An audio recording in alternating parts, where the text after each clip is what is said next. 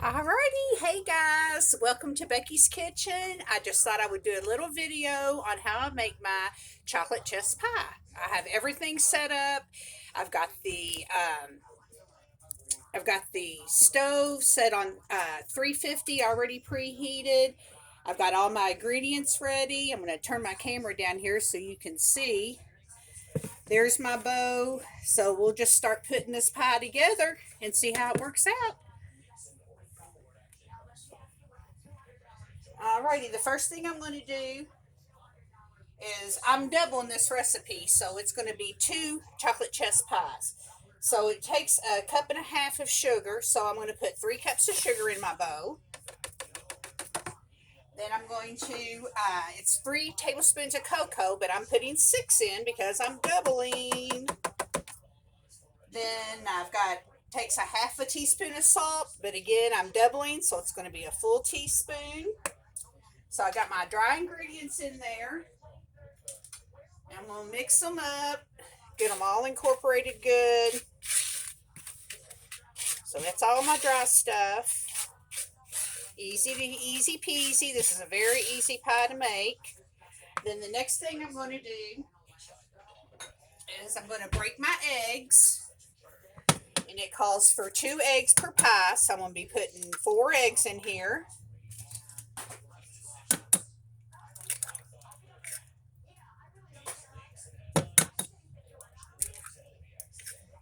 Alrighty, here's my 4 eggs. And then I'm going to just mix them up here with the fork. Real good. Beaten eggs. And I'll pour them in my dry ingredients. Okay, I'll mix that up a little bit. And it calls for a teaspoon of vanilla. But of course I'm putting 2 because I'm doubling it. There we go. And then it calls for 1 pie, it calls for one of the little small cans of the evaporated milk. Well, I'm doing 2 pies, so I'm going to put a big can in. Just going to add that in there.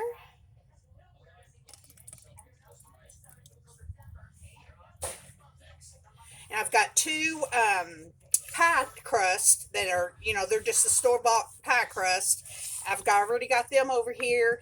They're ready to go, and I put the aluminum around the edges because this pie cooks a little while, and so by putting the aluminum around the edges, it'll keep you from burning up your crust, which we don't want to burn crust. Alrighty. Got that milk mixed in there good. Then the last thing that I'm going to put in is it calls for a half a cup of melted butter, but of course we're doubling it because we're making 2 pies. I'm selling one of these pies, and then I'm going to give the other one to the lunchroom ladies at school. Got to keep the lunchroom ladies happy. So I'm going to mix all that up in there, that good butter, and I always use real butter. I don't use margarine. You want to make sure you get the best flavor.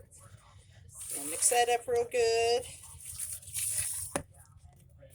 Okay, and I always just like to look over my recipe one last time just in case I forget something, because y'all don't know me very well, but I'm pretty forgetful. So I got my sugar, my cocoa, salt, eggs, butter, milk, and my vanilla.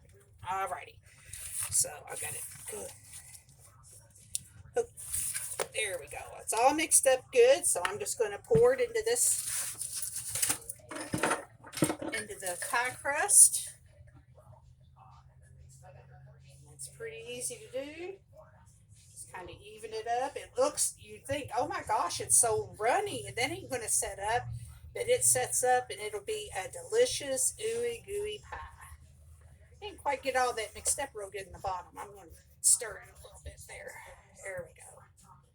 Well, it looks like this cookie sheet is not very level, so I'm going to kind of adjust it around a little bit. See if I can get a better pour to it.